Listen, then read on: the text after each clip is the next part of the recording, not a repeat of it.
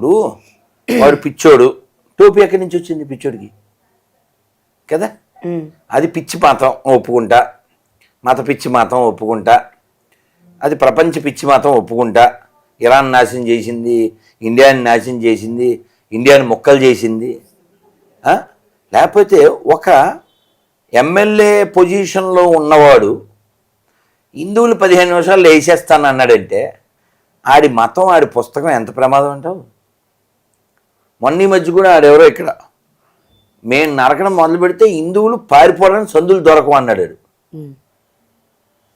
So వీళ్ళని అలా తయారు చేసింది ఏది? అదేందా? వీళ్ళని అలా తయారు చేసిన దాని నుంచి ఈ ప్రపంచాన్ని రక్షించాలి మనం హిందువులో.